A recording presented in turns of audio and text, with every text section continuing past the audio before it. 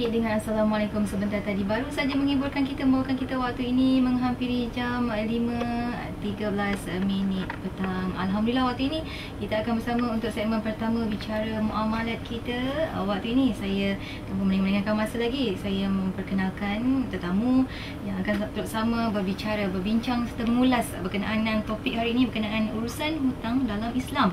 InsyaAllah waktu ini kita akan bersama dengan yang berbahagia Dr. Zaharuddin Abdul Rahman. Assalamualaikum Dr. Waalaikumsalam warahmatullahi. Alhamdulillah, hari ini kita bersama untuk pertama kalinya ya Dato' ya, bersama dengan saya Nurhayati Faradi waktu ini. Dan bagi anda pendengar-pendengar setia IKIM FM juga, kita turut sama untuk kita sama-sama nak berkongsi juga dengan anda, untuk anda berinteraksi dengan kami dengan 3 cara yang telah kita selalu war-warkan, iaitu insyaAllah bersama dengan talian kita di 0362051500, juga di Facebook dan juga SMS IKIM FM. Dan waktu ini Doktor, mungkin ini kalau kita lihat sebenarnya sebagai sambungan daripada apa yang kita dah bicarakan minggu lepas ya, berkenaan dengan urusan hutang dalam Islam, dan mungkin sebagai mukadimah pertemuan kita hari ini. Silakan Doktor. Bismillahirrahmanirrahim. Assalamualaikum warahmatullahi wabarakatuh. Terima kasih kepada saudari Nurhayati Faradi selaku pengemudi kita pada petang ini, dan seterusnya kepada seluruh pendengar radio IKIM FM yang dirahmati Allah sekalian. Dan alhamdulillah wa bihi nasta'in wa la udwana illa 'alal zalimin. Qala rabbi shrah li sadri wa yassir li amri wa hlul 'uqdatan min lisani yafqahu qawli. Rabbi yassir wa la tu'assir ya karim. Jadi dalam perbincangan kita minggu lepas, kita sudah pun membicarakan persoalan bagaimana kedudukan hutang di dalam Islam, dan begitu juga bahaya atau tidak bahayanya hutang tersebut. Jadi kita dah sebutkan bahawa Allah SWT membenarkan kita berhutang bila mana perlu. Ya ayyuhalladzina amanu idza tadayantum bidainin ila ajalin musamma faktubuh fa in amina ba'dukum ba'da falyu'addil ladzi tumina amanatahu wal yattaqillaha rabbah. Sampailah habis ayat yang terpanjang dalam surah Al-Baqarah. Dalam surah yang terpanjang, ayat yang terpanjang menceritakan persoalan hutang, menunjukkan betapa detailnya Allah nak kita faham tentang hutang, kerana hutang ni boleh memberikan sesuatu yang berbahaya kepada akhirat kita, yang telah pun kita sebutkan minggu lepas.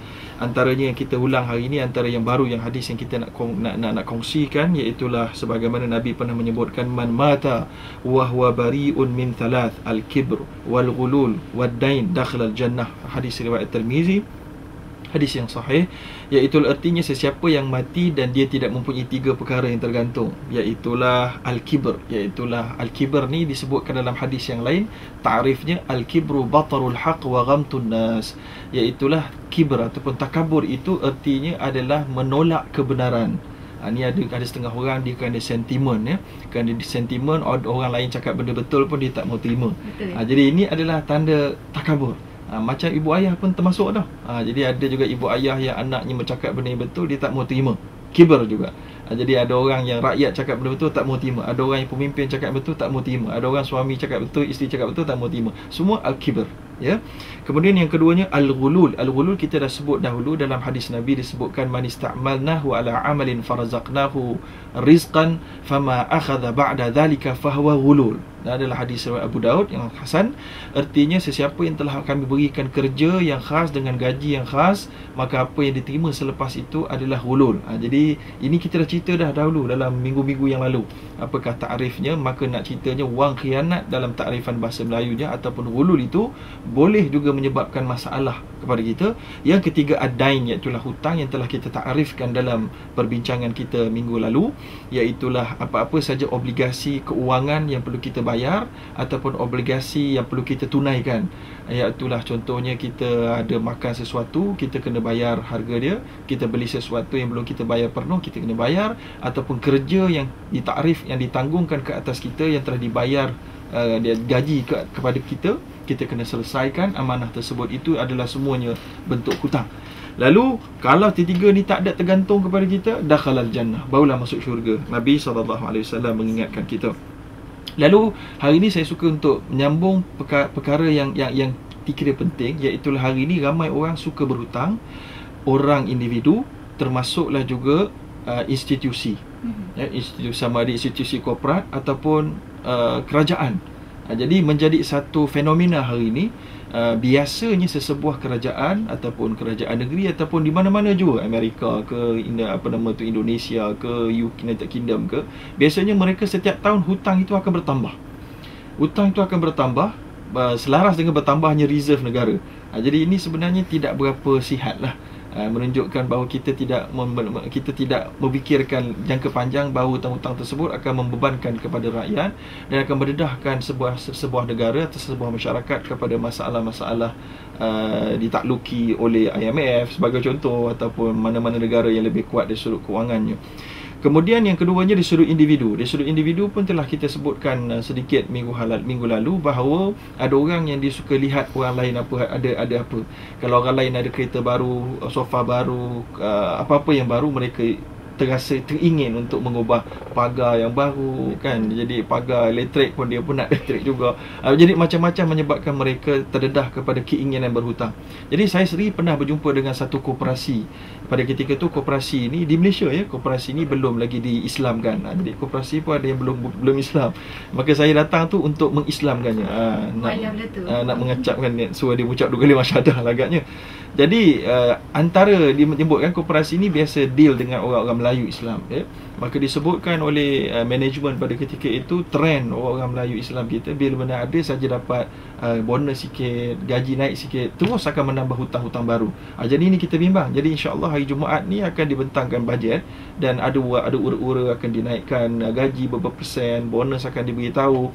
Maka kita bimbang kalau trend ini berterusan, orang yang tak memerlukan hutang akan berhutang kerana luxury punya sebab ya. Jadi kita tidak mahu ini kerana Allah SWT sebenarnya menghadkan hutang itu kepada perkara-perkara yang necessity, yang diperlukan ya. Macam Nabi SAW berhutang ketika mana Nabi memerlukan makanan.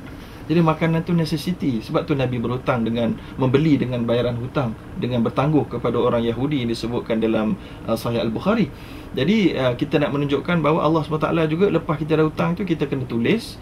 Faktubu, hendaklah kamu tulis, supaya kita sentiasa ingat, dan juga supaya kalau ada apa-apa berlaku kepada kita, dapatlah waris kita mengetahui dan melupuskan, dan bukan melupuskan, membayar hutang-hutang kita yang tertangguh.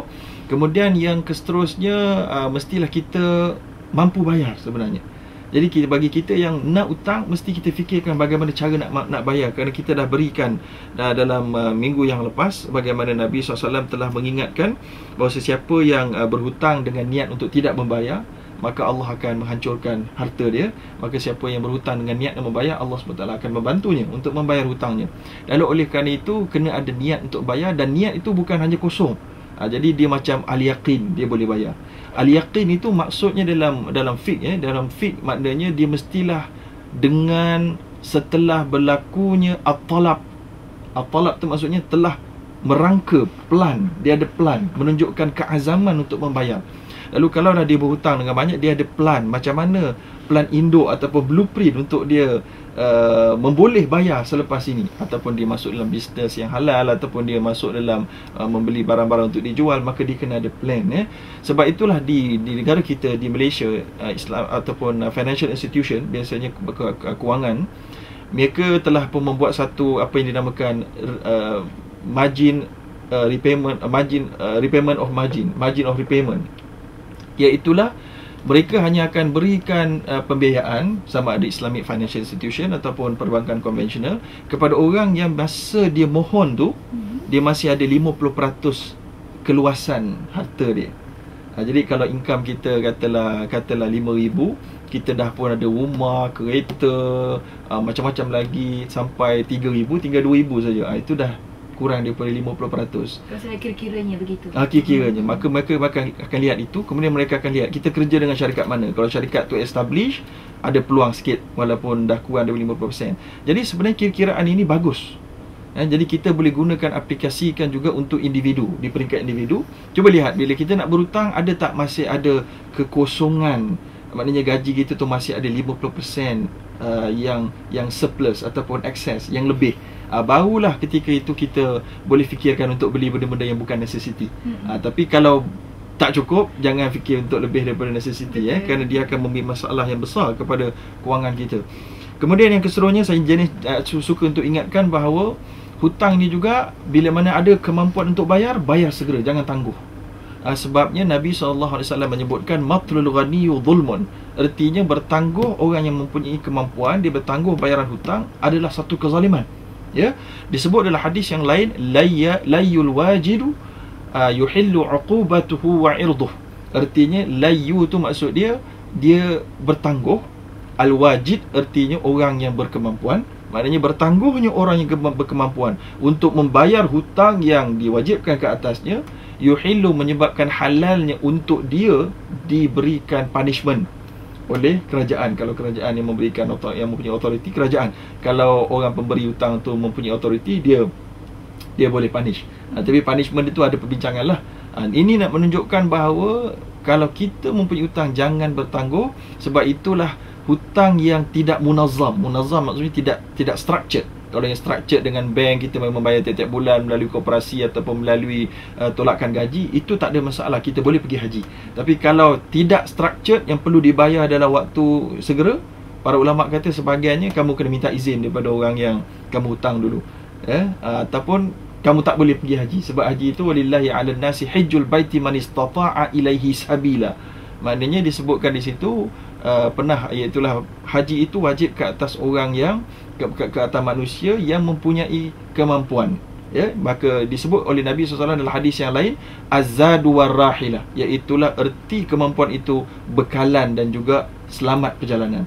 Jadi sekarang ni bekalan dia tak mampu nak sediakan dengan kewangan, maka eloknya dia bayar hutang dulu. Kecuali dah hutang-hutang kereta, hutang rumah yang tu. Jadi oleh kerana itu, sebagai kesimpulan mukadimah saya suka untuk menasihatkan kepada ramai individu, semua kita hadkanlah hutang kita kepada beli kereta sebiji, kalau perlu 2 biji yang sesuai untuk kita. Kerana isteri mungkin bekerja, suami bekerja, rumah sebiji. Kemudian cukup. Jangan buat personal financing atau personal loan untuk extend dapur, sedangkan kita belum mampu untuk membayarnya secara tunai. Betul. Kerana dia akan menyebabkan kita kerugian kerana membayar dengan lebih mahal daripada biasa. Jadi itulah serba ringkasnya yang ingin saya berikan sebagai pendahuluan. Jadi insya-Allah kita bolehlah buka untuk soalan-soalan. Wallahu taala alam. InsyaAllah. Dan doktor, saya cakap terima kasih atas pembuka bicara tadi. Dan insyaAllah selepas ni kita akan beri laluan kepada pendengar-pendengar kita untuk hubungi kami di 0362151500. Dan waktu ini kita akan berhenti seketika, doktor. Kita akan sambung lagi setelah sini. Pada anda, jangan ke mana-mana, teruskan kesetiaan anda bersama kami di pilihan utama anda, Radio Encyclopedia Islam Malaysia, IKIM FM.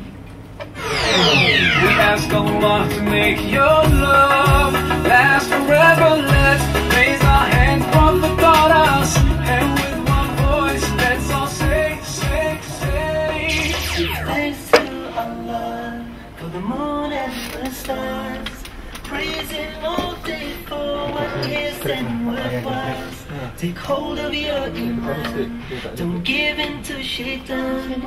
Oh, you who believes, the mountain is too high.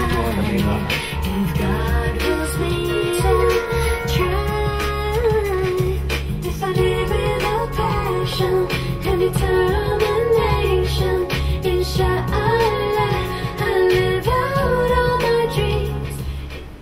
Pilihan utama anda tentunya di Radio Encyclopedia Islam Malaysia. Kembali kita waktu ini untuk bicara muamalat kita bersama yang berbahagia Dr. Zaharuddin Abdul Rahman. Dan waktu ini sudah pun menunggu di talian waktu ini pendengar-pendengar IKIM FM untuk sama-sama kita berkongsi, ya doktor, ya, soalan-soalan mereka berkenaan dengan hutang, insya-Allah, ya, urusan hutang dalam Islam. Di 0362151500 juga boleh titipkan pesan ringkas anda dengan menaikkan IKIM.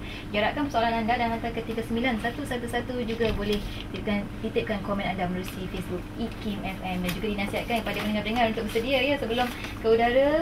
Dan kalau boleh soalan tu biar ringkas dan padat, yang mudah untuk dicernakan soalan tersebut untuk dijawab oleh doktor sebentar nanti. Dan waktu ini, doktor, kita ambil pemanggil pertama kita untuk sama-sama kita dengarkan daripada mereka. Assalamualaikum, siapa talian waktu ini? Hello. Hello, Assalamualaikum, siapa tu? Ini Kak Teh. Kak Teh dari mana, Kak Teh? Silakan, Kak Teh.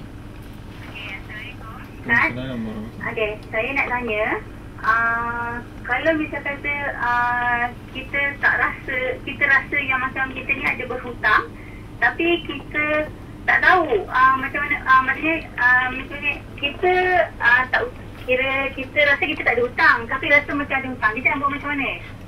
Okey. Itu saja soalannya ya. Okey. Terima kasih. Assalamualaikum Kak Tin. Dan waktu ini doktor kita kumpulkan soalan daripada pendengar-pendengar kita yang lain. Assalamualaikum, siapa talian waktu ini? Assalamualaikum. Siapa tu? Silakan Suryani. Saya nak tanya, macam saya sekarang ni dah dapat beli sebuah rumah. Rumah kos rendah 42,000. Jadi masa yang sama saya sekarang ni duit dalam bank dah ada cukup 42,000. Jadi saya nak tanya pendapat dah kan, nak elok saya bayar secara angsuran ke rumah tersebut ataupun saya bayar secara cash? Soalan ke doktor untuk pendengar kita ni? Yes, teruskan, kita teruskan. Terima kasih. Assalamualaikum. Dan kita ke rumah seterusnya waktu ni. Assalamualaikum, siapa talian? Assalamualaikum warahmatullahi wabarakatuh. Ya, saya. Silakan. Siapa tu namanya dan soalannya? Silakan Cik Muhammad. Saya Assalamualaikum Datuk. Waalaikumsalam warahmatullahi. Pertama saya nak tanya masalah kita buat hutang, kemudian dengan operasi ke dengan apa-apa ke dia kita hutang tu, kemudian dia potong awal pada 3 bulan tak payah bayar ataupun 4 bulan tak payah bayar. Ada cara yang dibenar di Islam. Maknanya kita hutang tu, maksudnya dia ada biasa kita hutang tu dia apa, dia ada baik inah ke apa tu, dia ada semua ada untuk menghalalkan rezeki dia, ada jual beli di situ.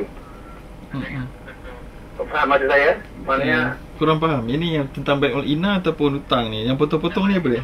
kita hutang di koperasi. Kita ada koperasi. Okay, dia kita hutang, kemudian dia kita tak perlu bayar 2-3 bulan. 2-3 bulan tu kita perlu bayar. Tapi kita bayar lebih sangat. Mana dari beberapa tahun beratus dia kita bayar terus daripada yang kita hutang kan? Yes. Jadi ada kata cara Islam yang kita tak perlu bayar 2-3 bulan di koperasi, tapi kita dah yakaknya kita pakai fine gitu ya. Okey. Boleh insya-Allah. Yang dua, ada tengok daripada kalangan kita orang Islam ni, dia mungkin dia keliru. Dia kata kita pinjam di bank Islam dengan bank Islam konvensional ni sebab ada peratus tu sama lah. Jadi apa yang membezakan di antara dua bank ni? Itu saja soalannya Cik Muhammad. Okey, terima kasih. Assalamualaikum warahmatullahi. Dan nampaknya mungkin kita nak jawab dahulu ya soalan-soalan ni. Boleh kita kupas satu persatu. Silakan doktor. Okey, bismillahirrahmanirrahim. Alhamdulillah. Terima kasih kepada mereka yang bertanya. Yang pertama Kak Teh daripada Labu Jadi rasa macam ada hutang tapi ragu-ragu sama ada benar-benar ada hutang. Mungkin zaman-zaman dulu, zaman sekolah-sekolah dah terlupa dah. Kalau ingat pun mungkin dah tak jumpa dah orang yang kita berhutang itu. Jadi kalau dalam konteks begini, yang pertama sekali hutang memang kita wajib untuk kita tunaikan. Maka kalau kita tak berapa ingat, maka yang pertama sekali kita ingat tapi kita tak boleh jumpa orang yang kita berhutang itu. Maka apa yang patut kita buat, kita kena berikan duit itu kepada charity. Ya, dengan niat bahawa kita bayar ni on dia punya behalf.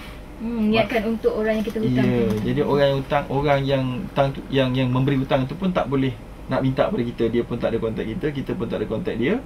Maka daripada keadaan itu, mereka akan mendapat, orang yang memberi hutang tu akan mendapat manfaat dia. Itu yang pertama. Yang kedua, kalaulah kita memang tak ingat langsung. Bila tak ingat ni, dia dalam kaedah fiqh ni, al-aslu baqa'u makana ala makan. Dalam kaedah fiqh, iaitulah asal hukumnya kita akan kembali kepada yang sebelumnya. Yang sebelumnya kita memang hidup dalam lahir-lahir berhutang atau tidak berhutang? Tidak berhutang. Maka kita dikira tidak berhutang. Ya. Selagi mana belum adanya al-yaqin la yuzalu bisyak dalam satu lagi kaedah fiqh, iaitulah keyakinan tidak boleh diganggu oleh syak. Syak ni maknanya 50-50 lah. Kita ingat tapi yakin asalnya memang tak berhutang. Benda kita syak hutang ke tidak hutang dan tak ingat pula siapa. Maka kesimpulan ni, Islam tidak memberatkan, maka kamu tidak berhutang. Bagaimana pula doktor kalau jumlah hutang tu pula yang kita ragu-ragu? Kalau jumlah hutang tu ragu-ragu, kita ambil konsep yang diajar oleh Nabi ketika mana kita lupa dalam rakaat solat. Jadi kalau kita lupa dalam rakaat solat, Nabi SAW kata falyabni ala yaqin, maka hendaklah kamu bina di atas yang yakin. Yakin tu, okey, kita ingat kita dah 4 rakaat ke 3 rakaat. yang yakin mestilah 3 kan. Betul. Takkan yakin, saya yakin 5 lah. Itu bohong lah tu kan. Jadi yakin tu 3. Bayar 3, kita kena buat 3 lah. Tak boleh kita kata 4 ke 3. Yang 4 tak yakin sebenarnya. Yang yakin tu yang lebih kecil lah. Betul. Jadi yang kecil tu kita ambil. Jadi sekarang ni hutang saya 100 ke 200 apa antara dua ni. Ambil yang lagi besar lah. Supaya jangan buat konsep sembahyang tu ya. Kita ambil konsep sembahyang tu sebab dia lebih selamat. Lebih selamatnya ambil yang sikit. Betul. Tapi konsep hutang lebih selamatnya ambil yang banyak. Betul. Sekurang-kurangnya lebih ya. Lebih supaya boleh cover kalau kita terkurang, nanti kita akan dituntut dekat akhirat. Jadi itu bimbang. Tapi cubalah sedaya upaya untuk mengingatnya. Sebab itulah kena bertulis. Jadi itu yang pertama. Yang kedua daripada saudari Suryani, daripada beli rumah 42,000, dalam bank ada 42,000, boleh bayar cash. Boleh early settle. Kalau early settle, nama dia early settlement. Kalau kita bayar kepada bank 42,000 ni, kita akan dapat diskaun sebenarnya. Jadi hutang yang baki untuk 42,000, kita akan dapat diskaun yang memang dalam regulation di Malaysia. Mana-mana bank pun bila early settle, kita akan dapat diskaun beberapa ribu. Jadi adakah nak bayar cash? Maka saya tidaklah mengatakan kita perlu membayar cash. Kerana hutang ni structured. Bila di structured, kita boleh, sebab kita bimbang, kita kena memikir juga apa-apa perkara yang lain yang mungkin akan berlaku, yang mungkin kesihatan anak, kesihatan kita, kemudian keperluan-keperluan lain yang kalau kita keluar tu 42,000 kita akan menyusahkan lah. So jadi kita boleh dengan cara bagaimana, kita tak payah bayar 42,000 lump sum, kita bayar maknanya lebih daripada biasa. Katalah biasa kita kena bayar 1,000, kita bayar lebih sikit lah, kita bayar 3,000, 4,000. Bila kita bayar 3 bulan sekaligus bayar, maka ada beberapa bank biasanya dia akan memberikan diskaun. Jadi itu di antara teknik juga untuk mengurangkan bayaran. Dan pada masa yang sama, kita tidaklah membuka risiko kepada kita menghilangkan duit kita 42,000 dalam akaun. Dan doktor, mungkin juga nak saya celah di sini ya. Kadang-kadang ada setengah bank ni dia akan mengenakan penalti. Betul. Jadi bagaimana pula urusan penalti tu, adakah dia termasuk pada riba atau sebagainya? Baik, penalti ni kalau tak bayar ni, kita soalan ni mungkin berkait dengan soalan yang ketiga tu, Encik Muhammad daripada Jerantuk tadi, dia ada hutang, maka kalau tak bayar 2-3 bulan terjadi Yang pertamanya, kalau penalti ni dalam Islam dia dinamakan riba al-jahiliyah. Yang dia diambil daripada amalan orang jahiliyah yang disebutkan dalam kitab Al-Mughni oleh Imam Ibn Qudamah, imma an taqdi wa imma an turba. Iaitulah orang jahiliyah dulu dia bagi hutang, dia bagi tempoh. Dia kata kamu kena bayar ikut tempoh ni. Tiba-tiba kamu tak boleh bayar, dia kata tak apa, imma an taqdi, kamu mesti bayar juga, ataupun saya boleh bagi delay dengan syarat kamu bayar lebih. Jadi ini adalah orang jahiliyah punya perangai. Inilah namanya riba al-jahiliyah, yang Nabi SAW ketika mana Hajjatul Wida' telah pun mengharamkannya. Ini juga riba yang popular yang juga diamalkan oleh Al-Abbas, bapa saudara Nabi SAW. Dan setelah Nabi beritahu ni, semua meninggalkannya. Maka ini bank konvensional. Adapun bank Islam, yang bank Islam dia lain. Bank Islam, mereka, sebahagian bank Islam di Malaysia, mereka mengenakan penalti kerana masalah amah. Kerana bank Islam ni dia ambil duit daripada orang ramai, dia bagi buat financing. Maka kalau dah orang tak bayar, maka beribu-ribu orang yang menyimpan duit di Islamic Bank ni akan kena mudarat. So berlaku kontradiksi di antara mudarat amah dengan mudarat khas. Maka dalam kaedah usul fiqh, iaitulah al-maslahatul amah muqaddamun ala maslahatil khasah. Maslahah kepentingan awam didahulukan di atas kepentingan individu. So jadi individu yang tadi ni dia lewat bayar, menyebabkan ramai penyimpan-penyimpan akan bermasalah. So jadi Islamic Bank perlu mengenakan sesuatu untuk deterrent. Deterrent ni untuk mengelakkan berlakunya mudarat lebih besar. So apa mereka kenakan? Mereka hanya kenakan 1% daripada apa yang dia lewat bayar. Kalau kita lewat bayar 3 bulan, setiap bulan 1,000, 3,000, maka 1% daripada 3,000 sahaja, iaitulah RM30. Itu bank Islam. Tapi kalau bank konvensional memang riba, kerana mereka mengenakan 1% daripada outstanding balance. Maknanya kalau 80,000 jumlah hutang, 1% daripada 80,000. Jadi berapa? Kalau Islamic Bank, 1% daripada jumlah installment yang lewat bayar, 3,000. Jadi bersamaan RM30. RM30 tu pula sebahagian Islamic Bank dia tak ambil, dia beri kepada charity on your behalf, berdasarkan kepada kaedah iltizam tabarruk, iaitulah dia macam dia shibih ni, maknanya hampir-hampir macam nazar. Macam nazar, anak saya dulu peksa, saya bayar 20, saya bayar charity RM40. Samalah. Kalau saya beli ni dengan hutang, saya mesti bayar on time. Kalau saya tak bayar on time, saya akan sedekah pada charity melalui kamu wahai bank. Itu yang ada dalam kontrak kita. Sebab tu kena baca kontrak. Kalau tak baca kontrak, jangan salahkan sesiapa kecuali diri sendiri.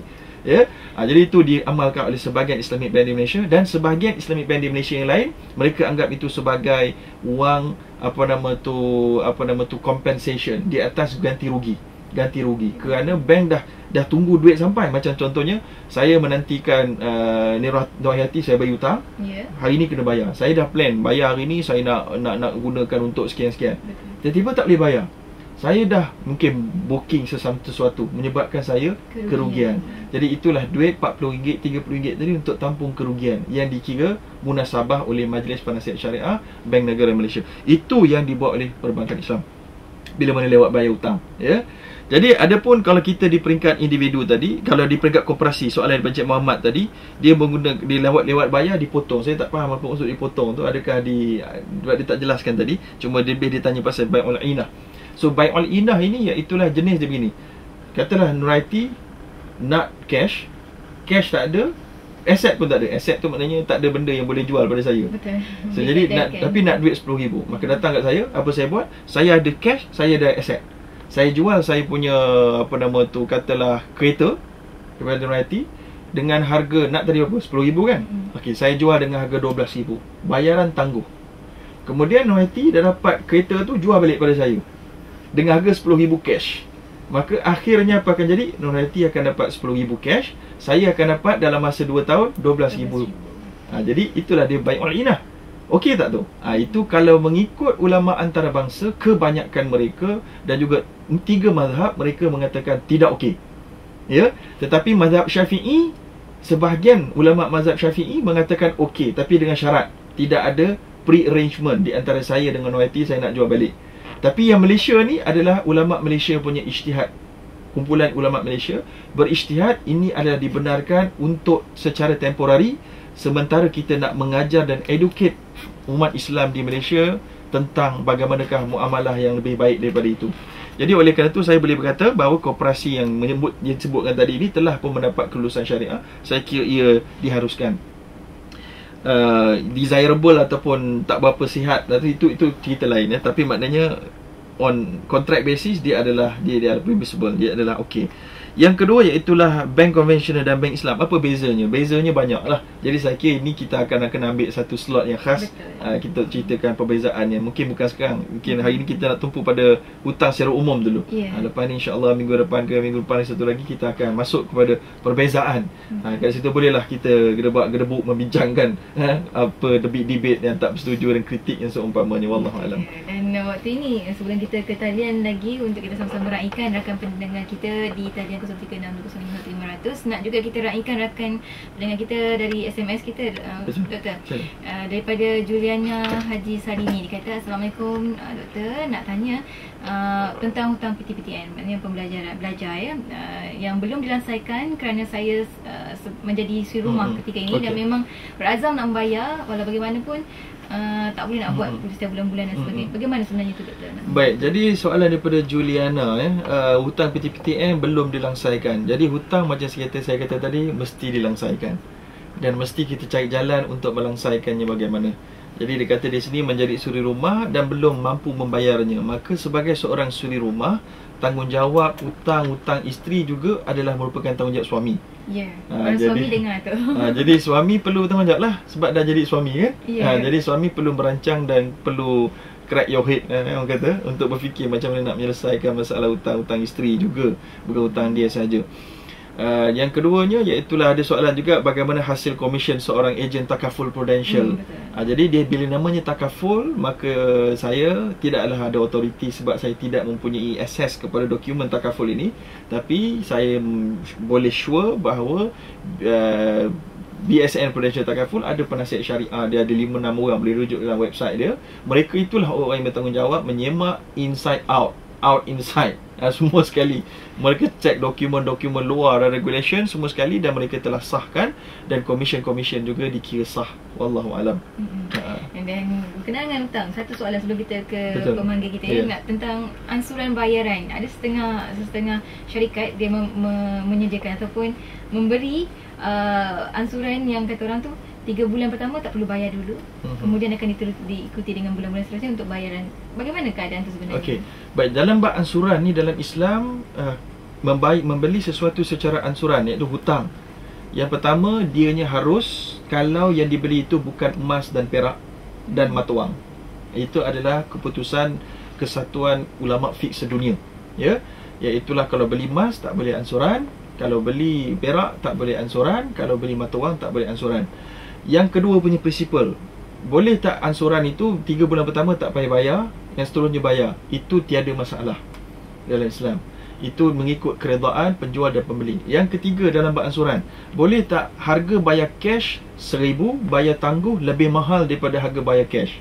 Ada juga kan? Ada juga. Bayar cash 1,000, bayar tangguh 2,000. Betul. Dalam masa 2 bulan ataupun setahun, maka boleh tak? Hukumnya telah pun dibicarakan oleh 4 mazhab dahulu lagi. Jadi antaranya disebutkan dalam mazhab Syafi'i, innal ajala ya'khudhu qistan minath thaman. Artinya sesungguhnya tempoh dan tangguh itu mengambil menjadi part and parcel of the price, menjadi sebahagian daripada harga. Jadi ini adalah diiktiraf oleh 4 mazhab. Jadi kalaulah hari ini saya beli tangguh, apa rasionalnya? Rasionalnya kerana kamu bayar tangguh, saya menanggung risiko yang lebih kerana kamu belum bayar. Dan saya tidak boleh roll over saya punya untung sebab belum dapat untung sebab kamu bayar tangguh. Maka yang seterusnya saya memberi kemudahan kepada kamu. Jadi ini semua menyebabkan menjadi uruf dalam tijarah, dalam perniagaan. Dia adalah acceptable, diterima. Nak sebut acceptable tadi, dia diterima dalam 4 mazhab sebagai perkara yang harus, khususnya apabila kita melihat kepada apa yang disebutkan oleh Syekhul Islam Ibn Taymiyah dalam kitabnya Al-Qawaid An-Nuraniyah. Disebut al-aslu fil uqud ar-ridha bainal muta'aqidain, iaitulah hukum original ruling, asal hukum di dalam bab kontrak jual beli adalah keredaan di antara kedua pihak dalam menentukan harga adalah penting. Jadi bila ada situ, dia masuk dalam apa yang Allah arahkan, illa an takuna tijaratan an taradin, iaitulah kamu tak boleh makan harta keasal kamu dengan batil kecuali apabila adanya melalui perniagaan yang ada mutual agreement di antara kedua pihak. Okay. Itu dia jawapan daripada doktor. Dan waktu ni kita nak sambung lagi daripada pendengar-pendengar kita di talian 0362051500. Assalamualaikum. Siapa di talian waktu ini? Bersedia ya pendengar-pendengar. Assalamualaikum. Assalamualaikum. Waalaikumsalam warahmatullahi. Siapa tu? Dari saya dengar dari pasal jual ansuran dengan cash. Ya, betul. Siapa sebelum tu? Saya Osman ini. Ya, Encik Osman, silakan. Saya difahamkan dulu, setiap barang penjualan harga mesti satu harga, tak boleh ada dua harga. Jadi sekian-sekian, kalau tangguh itu kita yang menentukan nak benarkan tangguh. Tidak, harga tu tetap. Saya rasa itu betul atau itu satu takut tak kena. Kalau saya nak beli satu rumah, satu itu harga kata RM500,000, saya ada cash RM500,000. Kemudian saya nak buat sebagai perniagaan, saya tak nak bayar 5 itu, saya nak bayar 10%. Setiap saya datang dana beli, dapat beli 10 rumah. Bila disiap saja rumah tu saya nak jual, kan ada apa harga appreciated, boleh. Apakah pendapatan daripada penjualan itu? Adakah apa hukumnya? Sebab saya rasa hak kita tak boleh jual barang yang bukan hak kita lagi. Sebab itu dicakap oleh bank kan. Betul. Okey. Jadi apa hukumnya tu? Okey. Itu saja Encik Osman. Terima kasih. Assalamualaikum. Dan kita ke pemanggil seterusnya untuk sama-sama kita raikan waktu ini. Di talian siapa di sana? Assalamualaikum. Salam. Ya, siapa tu? Saya nak bicara dengan doktor lah. Ya, Ya, silakan. silakan. Siapa tu? Saya Cik Syarif. Silakan Cik Musyarif. Jadi saya ada dengar dari ada ustaz ni mengatakan mengenai pinjaman ni. Jadi saya ada satu soalan lah, iaitu contohnya lah, pada dulu kita ada, katakanlah kita ni jadi bendahari di rumah. Ya. Di rumah kita. Silakan, teruskan. Kita pun bayar bil-bil lah. Ya. Bayar bil di rumah ni. Yang bil air ke bil listrik kita dah bayar. Kemudian adalah duit lebih 2-3% lah contoh. Kemudian bila duit lebih 2-3% kita pun simpan lah dalam tabung kita. Ya.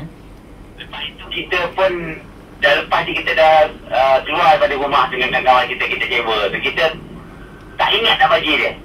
Tapi bila dah sudah sebut kita ingat dan kita masuk ke dalam apa nama tu masjid, taman masjid. Tapi kita ingat ni member kita punya niat lah untuk masukkan duit tu, adakah tu diterima sebagai apa nama dan yang ni dah, ataupun dianggap kita ni dah salah dah.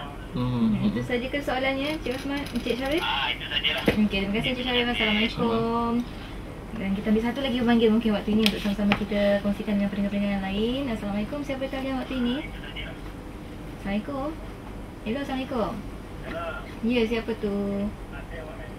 Ya, Cik Mak Karim, silakan Cik Mak Karim. Salah, kita beli kereta guna konvensional kan? Okey.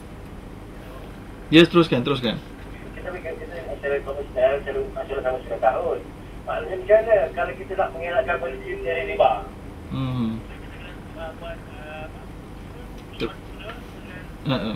Okey, saya jawab insya-Allah.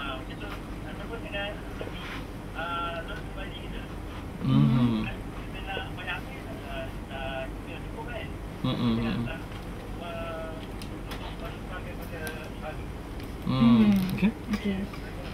Assalamualaikum warahmatullahi, dan mungkin kita boleh kupas satu persatu dahulu, Doktor. Okey. Bismillah, alhamdulillah. Soalan yang pertama daripada Encik Osman daripada Shah Alam, soalan berkenaan jual ada dua harga tak boleh. Kena ada satu harga iaitu harga cash. Kalau tangguh pun kena bayar harga cash juga. Jadi ini ada sedikit kesilapan faham. Memang dalam Islam tidak boleh ada dua harga kerana di situ gharar. Ghararnya dua harganya begini. Dua harganya disebutkan dalam oleh ulama fiqh, iaitulah saya jual laptop ini kepada kamu, harganya iaitulah RM1,000. Tapi kalau kamu RM1,000 dan juga kalau bayar tangguh RM1,500 secara sana 1 bulan. Kalau bayar dalam 5 bulan RM1,600. Contoh, ada 3 harga kerana bertangguh. Yang jadi haram itu sepakat seluruh ulama adalah bila mana penjual dan pembeli bersetuju, saya setuju untuk jual, kamu setuju untuk beli, tanpa ditakyin, tanpa dispesifikkan, tanpa disebut mana satu yang kamu nak. Jadi terbuka. Ni biasanya macam orang beli kapet biasanya. Orang beli kapet daripada orang-orang yang datang ke rumah-rumah ni, dia berikan beberapa skim cara bayaran. Dan bila orang tu disetujui beli dengan terbuka, maknanya dia tak tentukan. Dia kata, tengoklah, kalau saya ada duit, saya akan settle dalam masa sebulan. Kalau saya ada duit, saya settle dalam masa 3 bulan. Saya ada duit, saya settle 4 bulan. Itu tak boleh. Maksud para ulama itu adalah ketika berakad, ketika termeterainya kontrak, mestilah telah ditentukan mana satu kita nak. Jadi kalau kita kata, saya nak beli kapet tadi tu untuk 5 bulan bayaran. Okey, setuju? Bayaran dia 1,500. Maka pop setuju itu. Yang itu je kita kena ambil. Jadi walaupun dia ada pelbagai harga, tapi pelbagai harga tu sebelum kita ijab kabul.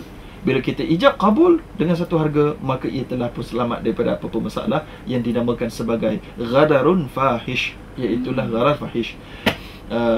Jadi sekarang ni itu yang tak boleh. Jadi bukan yang macam tadi ni, iaitulah cash dengan ni. Ini kalau setelah termeterai pun masih begitu, itu yang tak boleh. Jadi saya harapkan Encik Osman dapat memahami penerangan tadi. Yang kedua, soalan ni bagus, iaitulah ramai orang buat kan ni, orang yang berduit lah biasa buat ni. Iaitulah dia mempunyai katalah cash RM500,000, nak beli rumah RM150,000. Boleh beli cash, tapi tak mau kerana nak beli 10 biji rumah. So 10 biji rumah kita kena ambil 10% daripada setiap rumah untuk kita bayar sebagai deposit. Bayar deposit, maka kita dapatlah 10 biji rumah, kan? Dia dalam semua batu rumah tu pula tadi under construction. Sebab tadi kan under construction. Jadi bila siap saja rumah tu, biasanya harga akan naik. Betul. Daripada harga yang ditawarkan, maka kita nak terus jual. Maka dapatlah kita keuntungan. Itu maknanya point dia.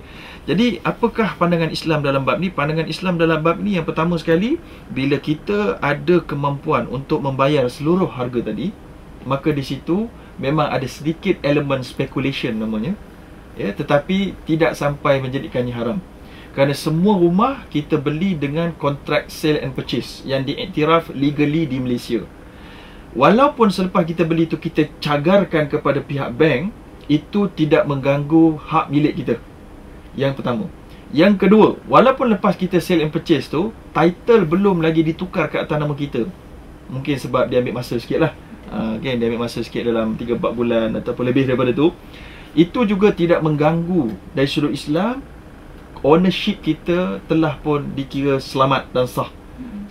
Bermula daripada kita menandatangani kontrak sale and purchase. Jadi boleh kita beli benda yang under construction dalam Islam. Tidak diharamkan. ya, itu namanya istisna. In their substance, dia punya nature dia istisna, membeli satu perkara yang sedang di manufacture, ya. Jadi harus tak kita jual rumah ni sebelum rumah tu siap. Jadi parallel istisna namanya, istisna al-mawazi dalam bahasa Arab. Okey, siapa yang bahasa Inggeris, parallel istisna juga telah dibincangkan oleh para ulama. Majoritinya kata harus, dengan syarat tempohnya mesti kena. Jadi rumah tu akan siap pada 1 Januari 2012. Saya jual kepada kamu, tu A jual pada B jual pada C pula rumah tu. Yang saya janji rumah tu akan siap pada 2 Januari 2012. Maka boleh hukumnya. Majoriti kata boleh. Tapi kalau rumah tu dah siap disebutkan tadi, maka dijual, itu lagilah boleh. Itu lebihlah boleh dan tidak ada masalah. Baik, itu soalan yang pertama. Soalan daripada yang kedua, soalan Encik Muhammad Syarif, bendahari, menjadi bendahari di rumah. Saya hampir-hampir tak faham bendahari apa tadi. Jadi bila diterangkan tu saya faham, rupanya ni macam rumah student-student duduk ramai-ramai. Maka dia telah dilantik menjadi bendahari rumah. Settlekan ni kat universiti punya kerja lah ni biasanya. Student-student universiti tu masukkan baki-baki dekat dalam satu bekas. Satu bekas tu keluar pada rumah, dia pun ambil sekali bawa ke dia. Jadi macam mana nak dihalalkan ataupun sebab tu duit ahli-ahli dalam rumah. Maka kalau boleh contact lah kepada rakan-rakan itu. Gunakanlah Facebook untuk tujuan yang betul. Inilah antara tujuan yang betul. Mencari siapa yang berhutang dengan kita, mencari orang yang kita hutang dengannya. Itulah antara tujuan Facebook yang betul sebenarnya. Bukan untuk cik-cik boring betul hari ni, bosan betul hari ni. Itu bukan tujuan yang betul lah, ya. Kemudian kita cari mereka. Kalau dapat jumpa, kita minta mereka apa pandangan. Kita ada duit, saya pun tak tahu you punya portion berapa, saya punya portion pun berapa. Boleh tak saya perserahkan kepada charity saja. Jadi kalau dapat endorsement, itu yang terbaik. Kalau gagal mendapat kelulusan ataupun endorsement ataupun keredaan mereka, tak apalah. Boleh juga terus berikan kepada masjid dan charity, kerana dengan niat untuk semua. Wallahualam. Itu yang kedua. Yang ketiga, soalan daripada Encik Karim. Kereta beli akan tamat dalam masa 9 tahun.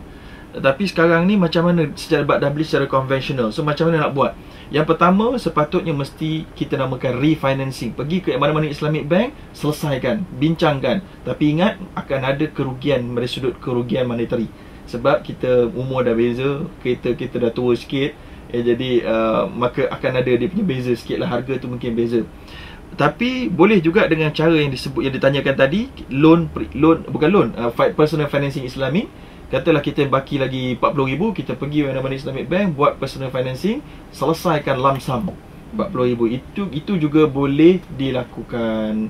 Tetapi itu tidak, antara dua itu mana yang lebih baik? Kalau tanya saya, yang lebih baik adalah menyekat conventional bank untuk terus mendapat keuntungan. Sebab kalau kita bayar lump sum tadi, kita masih berdapat beri conventional bank banyak untung. Betul. Tapi kalau kita berhenti terus, kita terminate, kita pusing ke belakang, itu juga bank akan dapat untung. Tapi cuba bandingkan mana lebih memberikan keuntungan. Sebab lebih banyak keuntungan kita berikan kepada bank konvensional, lagi banyak kita terlibat dalam perkara yang haram sebenarnya. Kerana wala ta'awanu 'alal itsmi wal 'udwan. Allah kata jangan kamu membantu dalam perkara yang membawa dosa dan juga permusuhan. So kita tak boleh terlibat dengan orang terlibat dengan riba. Tak boleh bagi dia lagi kuat. Gitu, wallahu alam. Itu dia. Dan mungkin saya nak boleh patah balik sikit pada soalan Cik Osman tadi berkenaan dengan yang rumah tadi tu. Ustaz Datuk. Bila rumah tu beli dengan banyak, kemudian dijual, dan bagaimana, apa hukumnya bila rumah itu tak dapat dijual, menjadi beban kepada pembeli. Dia hukum di situ neutral lah. Maknanya kita beli banyak, kita macam kita, itu risiko namanya al-kharaju bil dhaman dalam hadis Nabi, iaitulah profits ataupun keuntungan mesti di-associate dengan certain risk. So jadi kalau kita nak untung, memang kita beli barang-barang, kita beli ubat banyak kat rumah, kita beli buku banyak-banyak, kita nak jual, tapi gagal jual, kita akan menanggung kerugian. Jadi itu adalah kerugian yang legitimate, yang memang tak ada masalah dari sudut Islam, tapi masalah di sudut kita punya kewangan sajalah. Wallahu a'lam. Dan mungkin waktu ini kurang lebih 1 minit ni, Doktor, ya, mungkin boleh diberikan penutupan ataupun kesimpulan untuk minggu ini. Baik, jadi terima kasih sekali lagi kepada seluruh pendengar Radio Hakim yang masih tak jemu-jemu memanggil, walaupun kita tengok jam dah 5.57 sebenarnya, tinggal 2-3 minit saja. Jadi sebagai penutupnya, sekali lagi saya ingin nasihatkan diri saya dan kepada semua yang mempunyai tanggungjawab kewangan untuk mengecilkan jumlah keutang dengan segera. Kalau ada hutang individu, mesti cuba ingat sedaya upaya segera bayar dengan segera. Jangan bertangguh. Dahulukan dia daripada umrah yang sunat. Dahulukan dia daripada umrah haji yang nombor 2, nombor 3, nombor 4. Semua tu tak penting. Yang penting haji pertama sudah cukup, lepas tu hutang mesti dahulukan. Kemudian jangan pakai kad kredit. Ya, lebih-lebih guna debit card, guna duit kita sendiri. Okey, kalau nak beli rumah macam disebut Encik Osman tadi, pastikan kita sebenarnya mempunyai cash dan mempunyai kemampuan untuk bayar semua sekali kalau apa-apa berlaku sekalipun. Ya, dan kemudian saya harapkan kepada kita semua untuk memberitahu kepada ahli keluarga kalau kita ada hutang-hutang yang mungkin sukar untuk diketahui oleh tidak direkodkan oleh institusi kewangan, maka kita hendaklah melihatnya dengan baik. Kemudian di peringkat negara pula, kita sangat mengharapkan belanjawan yang akan datang ini cuba memikirkan dengan serius bagaimana dapat dikurangkan defisit dalam belanjawan, kerana defisit itu menunjukkan ada masalah daripada sudut pengurusan yang akan boleh membawa masalah juga kepada rakyat pada kemudian hari. Walaupun bukan kita yang kena, mungkin anak cucu kita akan kena. Wallahualam. Itu dia. InsyaAllah mudah-mudahan kita dapat satu titik pertemuan dalam permasalahan kita dalam kita menguruskan hutang dalam kehidupan kita, insyaAllah ya doktor. Untuk itu saya ucapkan terima kasih pada Dr. Zaharuddin Abdul Rahman waktu ini yang sama-sama telah berkongsi dengan kita dalam bicara muamalat. Kita dapat bertemu lagi lain masa untuk sama-sama berbincang lagi. Assalamualaikum doktor. Waalaikumsalam.